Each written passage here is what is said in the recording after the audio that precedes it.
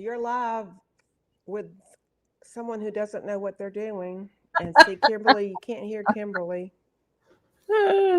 So I would ask people if we've they done can hear me. everything we can possibly do. And I'm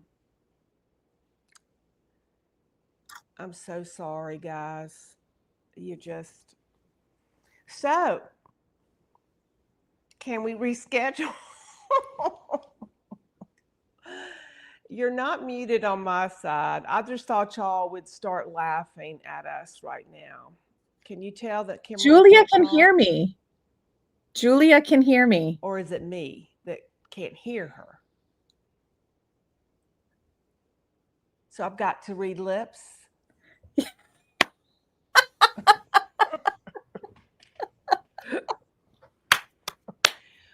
Okay, well, that's just real good. Okay, well, I don't mind. I'll figure out what you're saying. I'll call you. I will call you. Okay,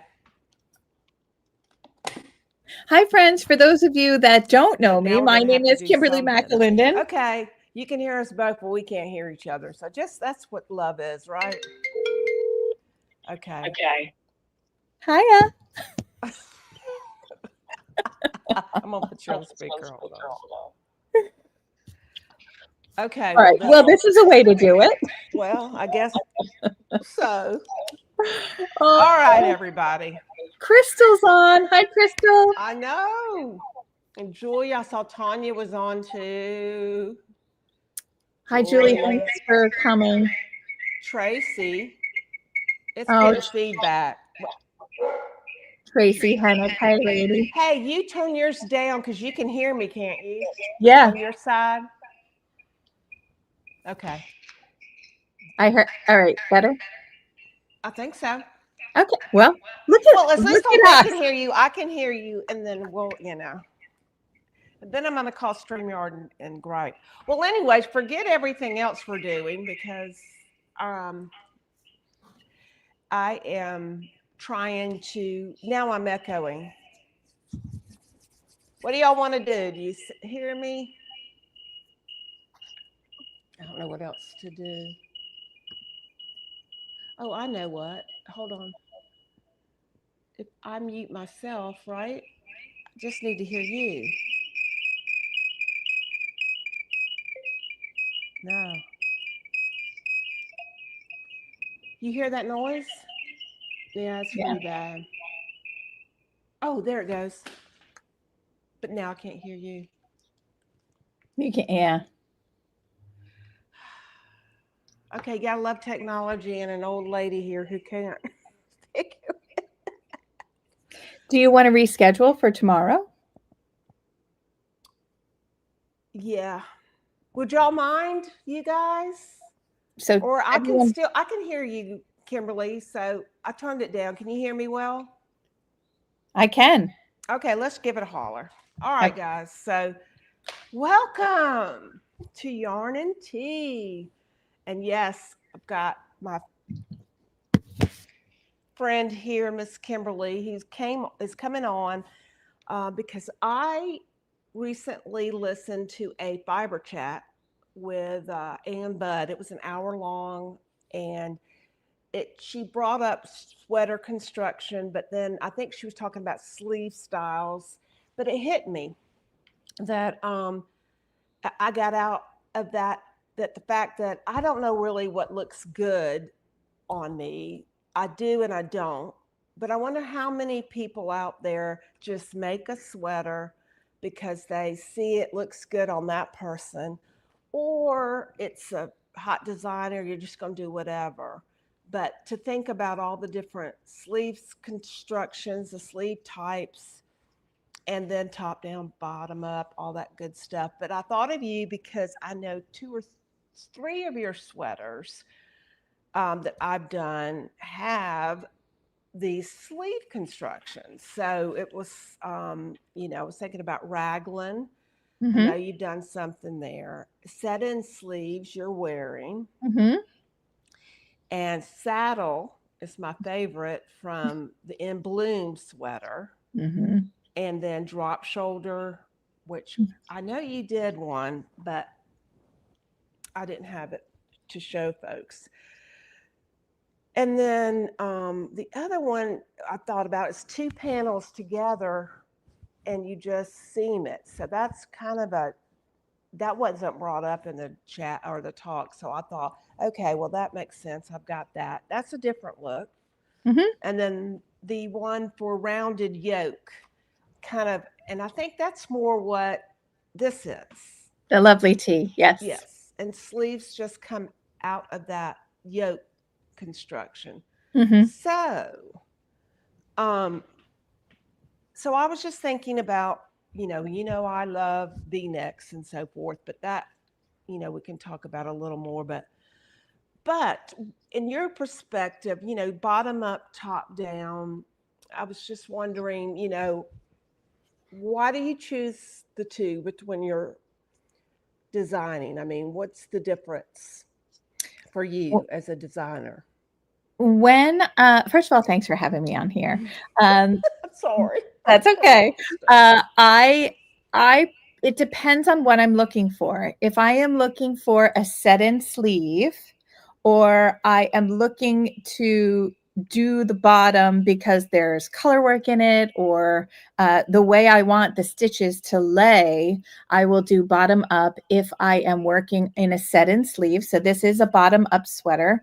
Set-in sleeves are much easier done bottom up, but I know of someone who has designed the set-in sleeve for top down, and she's going to come out. It's Nora Gone, and I can't wait. I can't wait for that to come, because what I think we should do is I'm going to draw a picture of what each one is.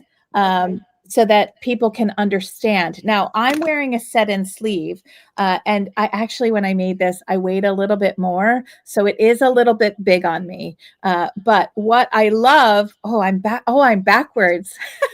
Oh well. The Well, way it's all the way a set-in sleeve is where you have a definite shoulder.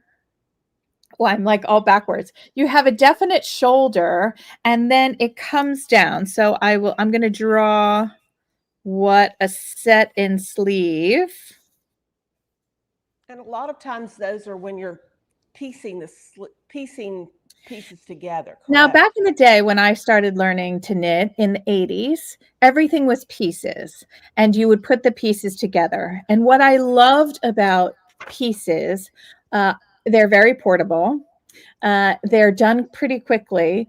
And the seams, I love seams. I love Right. seams because they give your sweaters structure.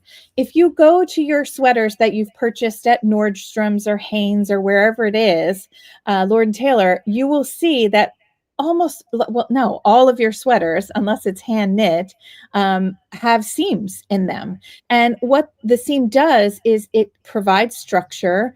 It is, especially up here on the shoulder, it gives it, it doesn't like get really loose and loses its structure. It's very strong. So when you're thinking about it, all that fabric is hanging down here. So it's nice to have a set point that isn't going to move when you put it on. That's why a saddle shoulder, you really like the saddle shoulder, because it sits on your shoulder, and it has a beautiful structure, especially for women that are bigger on the top. And we'll talk about that a little bit. But a set-in shoulder is what I'm wearing. Let me stand up a little bit here so that you can, so that you can see it comes down here and then comes around. And when you draw it, it looks like this. So this is the shoulder here. And then it's called an arm side right here. Now, another great thing about bottom up is you get all the work done at the bottom, and then you have all the fun at the top. Right. right? So you do the, I love to knit, so every part of knitting is fun for me, including winding the yarn. Um, so I don't care whether I'm doing a quick bit or a long bit because I love to knit, right? So no knitting is boring for me. So you get everything done at the bottom. The drawbacks of bottom up are that you Sizing. I mean, it's hard to tell how the length that you want. right. So the craze of top down really started in the 90s. I mean, it was before then. Elizabeth Zimmerman was a huge, top down lass because she didn't like to purl. So she wanted everything done, in tubes, but she worked bottom up a lot. She would do the tube of the body, the tube of the sleeves, put them together, and then work the top.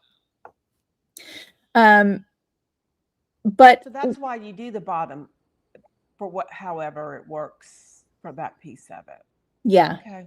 yeah. But the thing that I like to tell all of my students in any of my classes is take your favorite sweater, whether you made it or you bought it off the rack, or a shirt that you wear that you feel especially pretty in, and take those measurements. Measure from the underarm to the bottom. And if it's 10 inches, then that's your number. If it's 15 inches, then that's your number. So use your current wardrobe to your advantage so that you can get those measurements that you need. Because when you're you're all in when you're doing bottom up, that you really can't add length. Whereas top down, you can try it on as you go, and you can add or subtract for your armholes, Right. however you want. So that's top down. Everyone loves to do top down, but I am a huge fan of bottom up. I don't know why. I think maybe I can. because that's the way I started. Well, I like the structure of the set-in sleeve, so I didn't realize that it can only be done bottom up. Why It they don't can have be done top down, but it's not widely known how to do that. right? Um, So I'm I very I interested. it's yeah. I'm really she's coming out with a book, and these bangs are bothering me. And I can't wait to see, Yeah. to See, I see learned like something today. I had no idea that because I do like a little structure, and I also think, and that's the truth with the top down. I love doing top down because I can see what it's going to look. But either way, you got to do the body. So what can you say? Develop to learn to knit. I mean, love knitting as much as you do. But at the same time, the reason I do them is because I like top down. But is that the right sweater uh, structure for me? mm, Meaning the sleeves. I have figured out I don't know about raglan for me on me, or even the drop shoulder. I mean that. So it's a little bit. But you said use your current wardrobe, so it's like same thing for figuring out if it looks good on you, right? I mean, if I wear a t-shirt and it's off my shoulder, I I don't like it as much. I like it when it sits. Why I like the button-down shirts, that sit. So that kind of gives you, I guess, an idea of what sweater could look best on you. and also button down shirts are set in sleeves. Yeah. Right? So Right. let's show. This one is a set in sleeve. So you can see there's a definite line here where my shoulders are. And then the sleeve is worked around, right? It's Right. worked back and forth. This one uses short rows back and forth. This is called, I don't know, Butterfly Okay. Love, I think. This is Butterfly Love. This is like a butterfly sleeve Yes. where it's much bigger at the bottom. And I like to design those because I have generous arms. So I like to cover the top of my arm. I don't mind, what the bottom, but this part right here, I like to I like to cover that. So let's show what a saddle shoulder looks like. This is the In Bloom sweater. And you can see here, this is the shoulder. So it has a saddle. It has a little piece here that lays along the top right here, and then everything works off of that. This is also a wonderful design for any figure. I will say that for my figure, which I'm a larger woman, the best sweaters that look good on me are yoke sweaters. So the ones that don't have like any structure, there's a caveat to that, and I'll get there. And set in sleeves, and the saddle shoulder. The ones that aren't as pretty on me, or that aren't as flattering, figure flattering, are raglan, and I'll tell you why. Okay. And drop shoulder. Those are not, they're not very flattering on me, because when you are a larger woman, one of the things that happens with designers is they ratio everything. So the rate of increase is the same if you are a 36-inch bust or if you're a 54-inch bust. The problem with that is that here comes that arm sigh again. From the top of your shoulder till under your armpit, on most people, there's not that much variation in that size. So the size of my arm sigh, even though I'm a larger woman, is pretty much the same as it is for a petite woman. What happens is I need a quicker rate of increase than what other designers would do. So for my patterns, depending on the style, there is usually from size 52 bust to the larger sizes is really a completely different pattern, because we need a different rate of increase. And when I say ratios, it's that a smaller woman with a smaller bust has fewer increases down the increase line than a woman that has a larger bust. And what that does is it creates a ton of fabric. I stand up again. It creates a ton of fabric here, under here, and it makes us look bigger. So when we are working with patterns that are a raglan, where you have that diagonal line, a lot of times our yoke is so large that there's so much room under here that it doesn't look flattering. So what we would need to do is to increase our rate of increase would be quicker than, say, the original pattern, and then it would shorten up this line here, and excuse me, and that is much more flattering. And when you have like a this top with in bloom, this actually has a really interesting construction. I love this sweater. I know you do too. I just love this one. It has kind of a set-in-ish sleeve. That's why I think you like it, because it sits properly on your shoulder, and then you don't have all this added fabric over here. Exactly. I'm going to show everybody what a raglan is, since we're talking Okay, yeah. about a raglan. I didn't have one that I would be proud to show. All right. So this is a raglan here. So you can see, if I can't step back any further, but you can see that the increases go this way. So they're diagonal.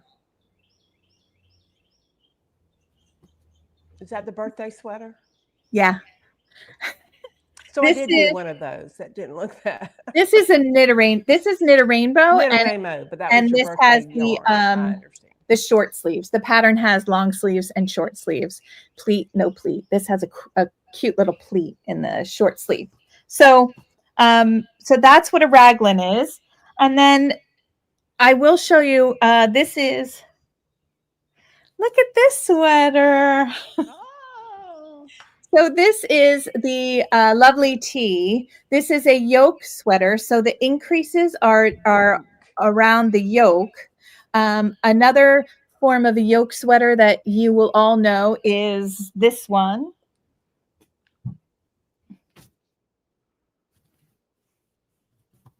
This is also a yoke sweater. When you're doing any type of color work on the top, it's a yoke sweater. Yoke sweaters are extremely flattering. And this is actually the color Yarn Yogi, if anybody's interested. This is Angie's color. And so this is the lovely tee, which is kind of a hybrid. It is a yoke sweater, but it also has this really cool shoulder that puffs out here. So it kind of acts like a saddle shoulder, but it is a yoke sweater. This sweater looks lovely because there isn't a ton of fabric that ends up under your arms. That's right. And Now, I just needed to make mine a little longer in the sleeves mm-hmm. to hide that generous area. Oh, on the top here. You know what? I'm right in the middle. So I love wearing this with a jacket. Yeah. Yeah. But I need to do a little addition there. But yes, absolutely. The other form of sweater is a drop shoulder. I'm going to show you what a drop shoulder is. Another one I couldn't show. I wasn't proud. So here, a drop shoulder is where there is just a bunch of fabric. It's if you would take two rectangles and stick them together and sew on the seams. That's a drop shoulder. Oh, I have a really pretty drop shoulder. And then the sleeve is picked up from there. This is kind of a hybrid, of course. This is the Sherwood sweater.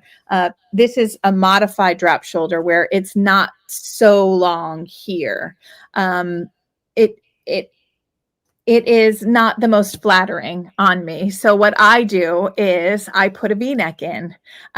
So when you put a V-neck in on a drop shoulder, your eye goes to your décolletage here, or whatever they call it, and it pulls your eye here instead of over here. And that's why V-neck sweaters are wonderful for women with large busts. Because it pulls your eye down to that point.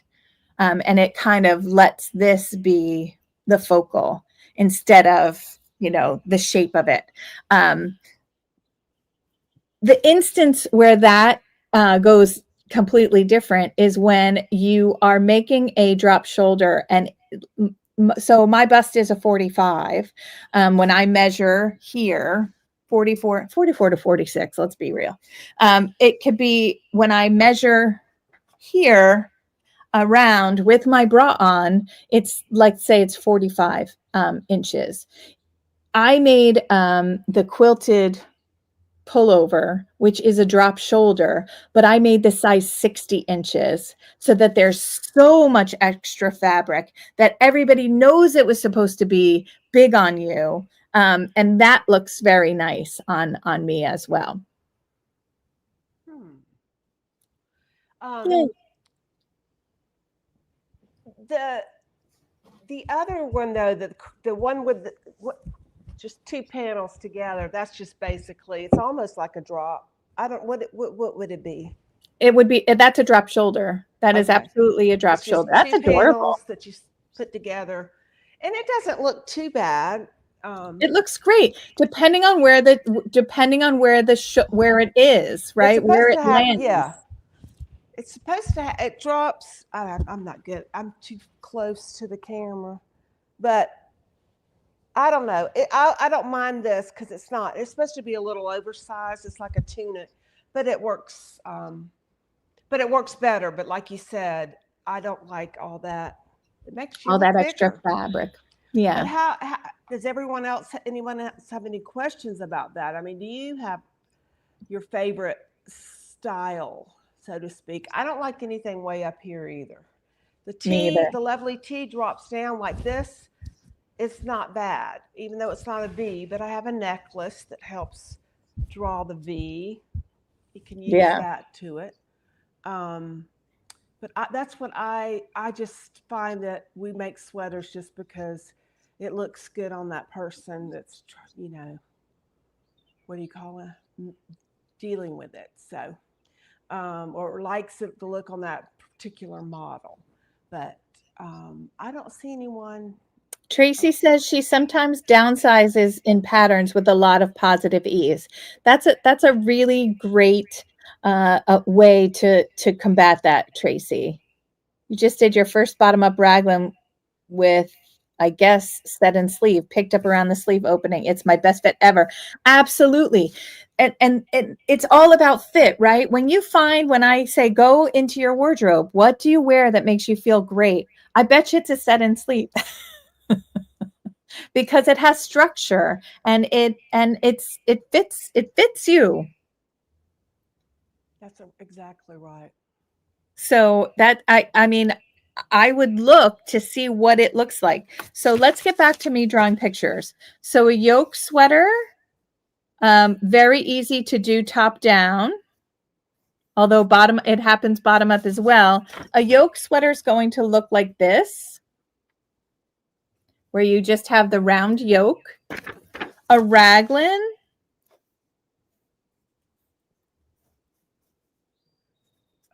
What is this thing?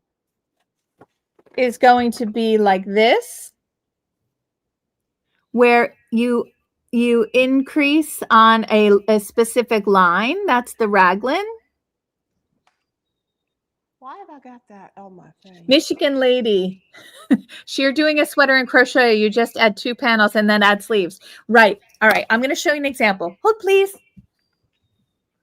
I will say that while she's getting this, the ranunculus was the first sweater that I used that downsizing the size to get rid of the ease. And Kimberly, you wore yours that day, the first time I ever saw you online. And I thought, oh my God, I would have never done the ranunculus until I saw you. And then I did, the size that fit me that I liked. And that was the beginning of everything. Yay! So this is the quilted pullover, but this is it's 2 rectangles. Here's the sleeve, but you can see that it's 2 rectangles just placed together. And this is so oversized that it looks beautiful. So Michigan lady, I'm sorry I don't know your first name, but someday I would love to come to Michigan. But yeah, that is a wonderful way. And do you like the way that it fits? Like, does it make you feel and the whole point here, friends, is whatever makes you feel pretty is the right thing, right? Whatever makes you, I'm not even going to say, I can't say pretty anymore. Whatever makes you feel confident and good. Oh, hi, Victoria. Nice to meet you. Whatever makes you feel good in your skin is the right thing for you, right? These are just some tips and tricks to help you. If you are frustrated because you've made things and they don't make you feel great. They just, yeah. I have a mini in the closet that will end up being a sample for Pearl. Yeah. Yeah. But it just doesn't do me any justice. But I've learned it's taken me some time. I like the structure of the sleeves. I like V-necks or lower. And what else do I really? I just think I need to have less, like you said, just 2 inches of ease. Especially for plus sized women, more is not better. No, it may make you feel okay, but well, I've been telling you this for years. I know you have. I'm doing trying. I tend to feel that women want to cover it up. So they make it the biggest and longest. Even women that are of average size, they make it big so that they're covering lumps and bumps. I say we all have them, and when you shorten things up, depending on your anatomy, if you're long-waisted or short-waisted, it looks much, much better. So when your sweaters hit you at your hip, not like, oh, like, I used to want to cover my butt and everything, but the sweaters that I wore that were big like that and long didn't make it wasn't flattering. It just No, wasn't it flattering. accentuates that bottom. And in fact, that was something I wanted to bring up today. I would let it drop, longer in the front, which I can understand, but longer in the back is horrible. It cups that lovely Yeah. hump. And so all I do is just pull it up to where it sits on the little shelf that I have, but it looks so much better. It And does. and it was just playing around, just doing that. So now I tend to make sure it's pulled out, not hugging me. Um, but that's a big thing. So it's kind of like but I don't mind it being longer in the front. So I guess you just have to remember to pull it up and wear it that way or pin it up. No, I'm just teasing, but you know what I'm So talking about. longer in the front works if you have a tummy. Yeah, So if your tummy is larger than your breasts, you would make it a little bit longer in the front so that you have the fabric to go over, so that the back and front look the same length. Because exactly. you would need just a little extra fabric to go over, your belly. Well, even if your belly is smaller, then I tend to add a little bit of extra in the front, Yeah. because that's where I need it currently. All right, we have a question Yeah. from Crystal. I've seen patterns with saddle shoulders that have a set-in sleeve and others with a drop sleeve. How do you think each fits versus the other, since they both have the saddle shoulder design element? Excellent question. Um, the same is going to be true for me. The more tailored it is, the nicer it's going to look. So the saddle shoulder that is a drop shoulder, it's beautiful. But if you're a larger woman, I would make the recommended ease a lot, so that it really is um, a lot wider on like plus 10 inches of positive ease. But when you have the saddle shoulder that has a set-in sleeve, you have a lot. I think it's more tailored, and I think that you can make it much more closer to your size. Um, I hope that helped, Crystal. The other thing when we talked about the V neck and the round neck, I was doing a video with someone and actually teaching my little chair yoga class. And I came in the one Tuesday and I had on a t shirt and round, regular t shirt. And it just, okay, did my thing. And it's big and oversized because when I work out. But then I came back the next day. I actually had on a V-neck t-shirt. Actually, I think it was more like a panel t-shirt, and I couldn't believe the difference in the way I felt when I saw myself, and it just all of a sudden I looked slimmer. I It just looked a whole different. And I don't know. So I just knew then for sure that V-neck is more my thing. So it was kind of cool to see So Sue that. is So saying, Kimberly, if you have, yes, it, and you feel great in V-neck sweaters. I mean, V-neck shirts, right? I love a V-neck. oh yeah, I've always been told that it also takes away if you are a big stomach. People will tend to look at the V-neck versus the other. All right. Sue says, if you have it accessible to you, show your V-neck sweater that you knit in mohair. Oh, I don't have it. It's downstairs. I'm sorry. Hi, Vima. Nice to see you. Love how the construction works for the different yarns. Yeah, That's true. So Sue is saying that, a lot of times the yarn is going to tell you what it's going to look like, Um, Yes, for because I can example, see how it's really, yeah, a more drapier yep. yarn is going to Oh, flow. and another thing with drop shoulders, especially for larger women, you're going to want to do it in a thinner weight yarn. Um, Thinner weight yarn actually looks a lot nicer for some reason. Now, am I saying, never wear a worsted weight sweater? No, that's not what I'm saying. I'm saying that um, it hangs a little bit nicer than the other sizes. So, and yarn does play an effect. So this is the In Bloom sweater, and this is just knit in mohair held double.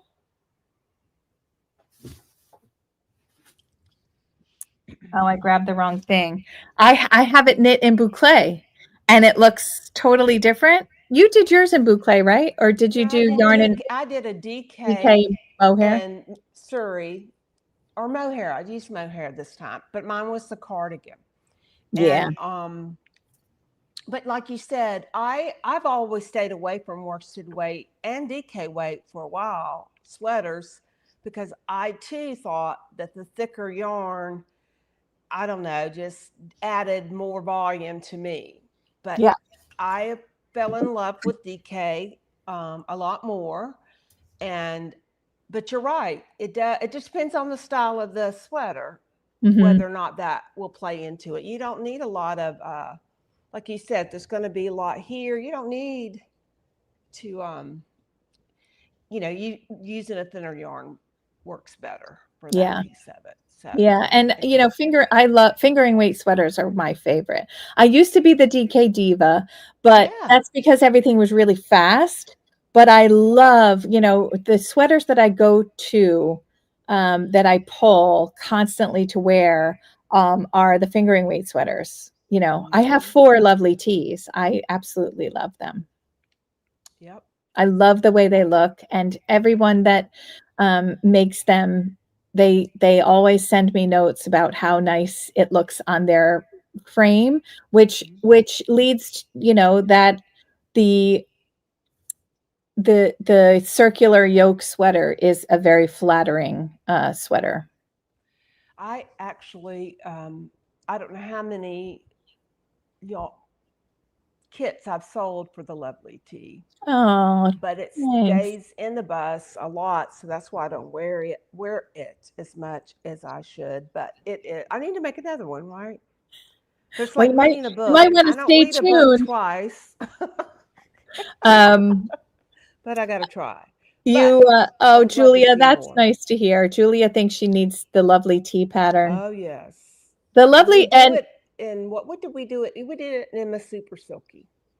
in So Emma, super yeah, super silky, and I have it in this color, love drunk. right? Do I have it in Love Mm-hmm. Drunk? Yes, don't you? Yes, you said you were going to copy me. Maybe you didn't. And I have it in Angie's color, which is the yarn Yogi, and it has this really, oh, and spoiler alert to the friends that are here. Angie and I are working on a collab, and it might have to do with the lovely tea. Um, any difference between So thank you, Julia. Any differences you note between superwash and non-superwash wool for sweaters? So let's talk about what superwash is as opposed to non-superwash. So superwash is a lot of the yarns that are around, and what happens is they are treated with a chemical that causes all their little barbs to kind of hold into each other, and so in case you wash it, it has a less likely to felt, right? And it has beautiful color, like the colors on superwash wool. So you'll see on the ball band, it'll say SW. That means superwash. So it's been treated with something. to change the structure of the yarn. Now, non-superwash wool is the wool that you think of like the sweaters from Ireland, and when you're a hand spinner. For those of you, a commercial one that was really popular is Shetland, from which I don't think they're making anymore, but what's it called? What are they? I don't know. Brooklyn tweed. Brooklyn tweed is that's a non-superwash yarn. And like I started thinking about spinning, and I like my brain just went, I have to refer back to the question here. Any differences, between? So yeah. So what happens is superwash wool is going to be much more drapier than non-superwash wool. So when you knit wool, regular wool, non-superwash, it usually stays where it is. When you are knitting with superwash wool and you wash it, it stretches. So that's why I am talking about gauge until my throat runs dry, friends. Gauge is a really important thing, especially when you're dealing with sweaters, that you need to know the size that will look good on you. And you don't really know what that size is going to be unless you do your gauge with your needles and your fingertips. So that's I'm constantly talking about gauge, but the differences between the two are non-superwash. Usually, what you knit is what you get, and superwash wool tends to get long. So there's a lot of people coming out with non-superwash. Have you I noticed love that? non-superwash. Well, I'm a hand spinner, so Yeah. Well, I non-superwash just wool is brought my jam. in Queen City Slaughter. I haven't gotten it yet. It should be here, but Ooh. saw a lot of that, and the colors were vibrant, which I tend to think of non-superwash, neutrals, Little bit earth muted. tones, Mhm. that type. But so what's going to be? It's a sport weight, I think. So we're going to play around with that Ooh, a little bit. oh, well, let me know. So a Um, little rougher. It can be rougher, but it can be nice too once you do your wash, right?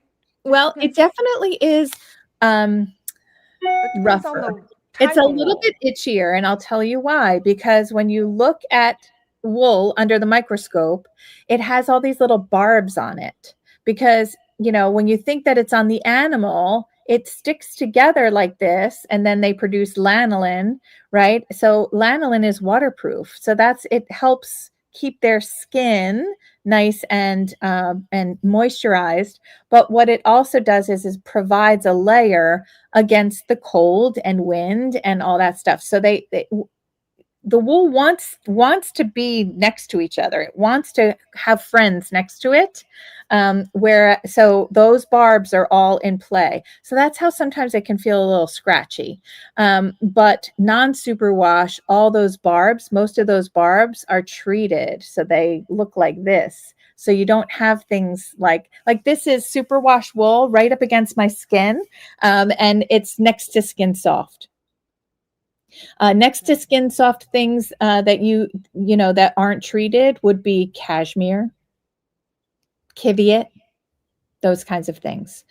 I saw one Michigan lady. Do you absolutely have to add ribbing to a knit sweater? Oh, I'll tell you what ribbing does. Because I see that you are a crocheter, Victoria. It looks, is it Victoria? I think I got that Yes. right. Yes. So what ribbing does for the bottom of a sweater is it does pull it in a little bit, but the nature of knit stockinette, which is a knit row and a purl row, the nature of that is that to roll. So if you don't do anything at the bottom, you have no bottom treatment, then the bottom will roll up, which was really popular a little while ago. So not like when we crochet something, it's very flat. I'm also a crocheter. It's very flat and straight, whereas knitting fabric rolls up. So you put a treatment on it, whether it be I-cord. It could be I-cord. It could be not necessarily, it doesn't have to be ribbing. It could be a pretty pattern like this. And what that does is it holds it I straight. prefer those type I-cord or that Slip stitch and that to ribbing. instead of ribbing. Now on this sweater at the bottom is only, and it lays nice and flat, are just 4 little rows, or actually rounds, of ribbing, and Okay. that is enough to hold it so that it lays flat. And it's like an afterthought, really. Do I do that here? Yeah. On this sweater too, there's only just a couple rounds of ribbing because I tend to not. I'm not a big ribber girl. It can touch places I don't want it to touch. But sometimes I get into where I like to tuck it in, Yeah. where you want to do the little French tuck, and I don't, and I always thought that, for the record, I'm 54 3/4, and I didn't think I could do the French tuck, because I'm a bigger woman. It looks adorable. I don't care what people I haven't think. done that yet because I'm 10 years older than you. I don't know. We'll just. We can do whatever we want. That's the I beauty of know. being a woman in I haven't seen 2025. anything I could do it with, but you know what? People do it with everything. Mhm. T-shirts, everything. Yeah, absolutely. And that's why I have it at the bottom of here. Look, there's very little ribbing on my designs. Yes. The Sherwood sweater is an I-cord, and it actually has color work on the bottom. But it has an I-cord at the bottom. So it's not, 11 million rows of ribbing. That's exactly right. Mm-hmm. Well, Miss Kimberly, thank you so much. And My pleasure. I'm sorry for all the difficulties and all the. Oh, that's perfectly fine. And if anybody, if you haven't heard about me, I'm on Instagram as Kimberly McAlindin, and I do have a YouTube channel. It's called Knit a Rainbow. So I would love to see you all over there. And please, if you have any questions, I love to answer questions. I love to teach. And if you're in can I give my plugs in here? Sure. I am What are you talking teaching. about? We help each other. I am teaching 5 classes at the Pittsburgh Fiber Festival, which is coming up in in August. And I am also teaching in Knit Maine at the end of September.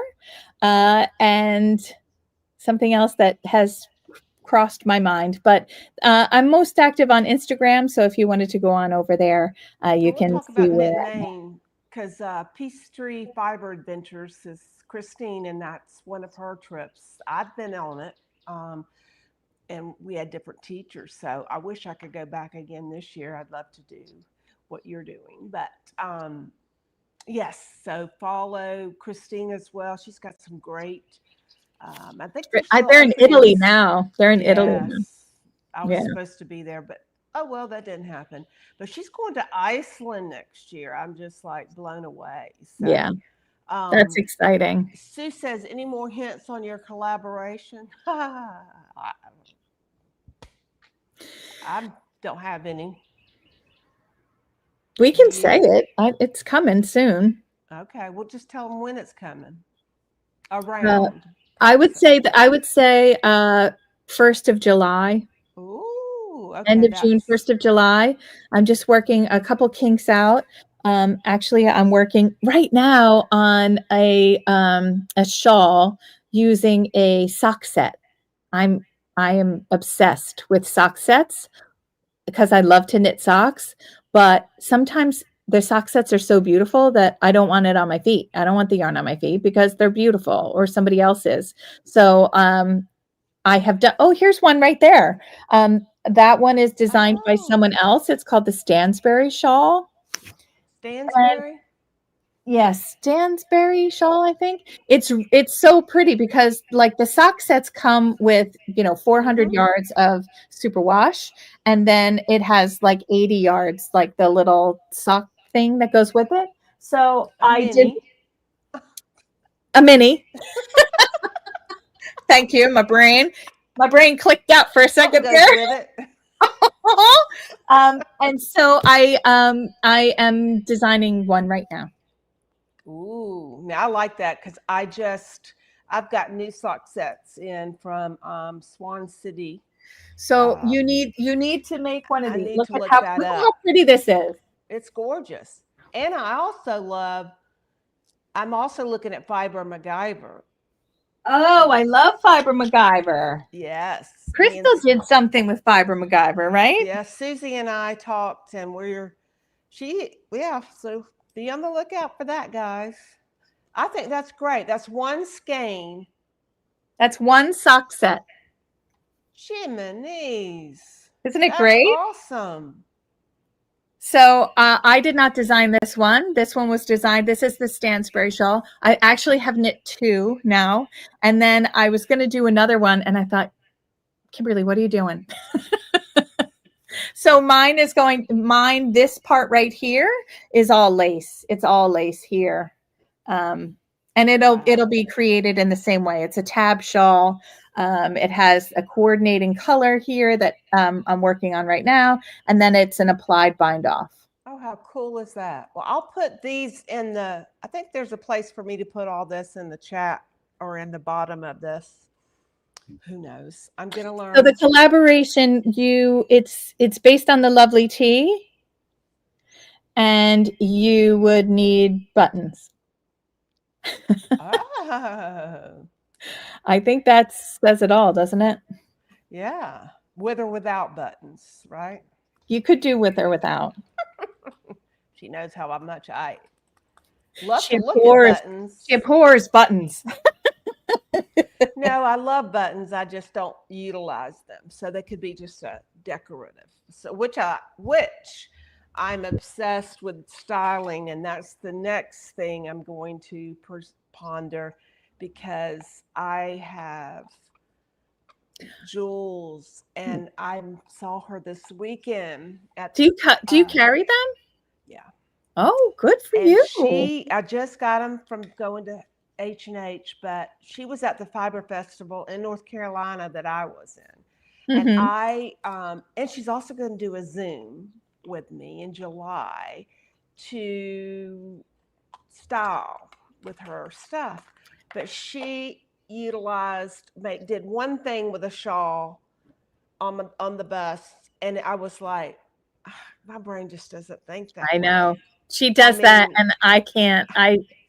My no, brain and doesn't she do talked that. about how the line flatters and I mean, it was amazing. I mean, took a really odd shaped shawl and turned it into, something I definitely would wear. So that's coming. I'm working on getting a lot of that up, and I hope I'll have all this straightened up.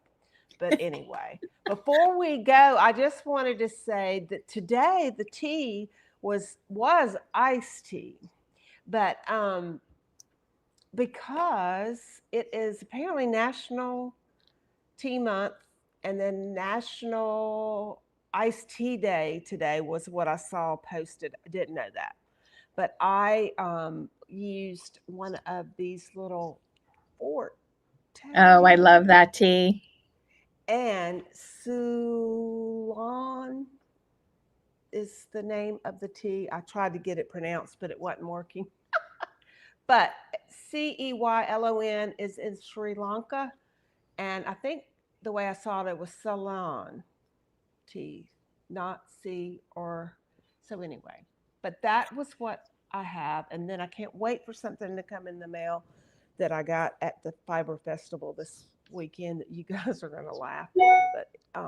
But it was kind of cool. It's something made with leather.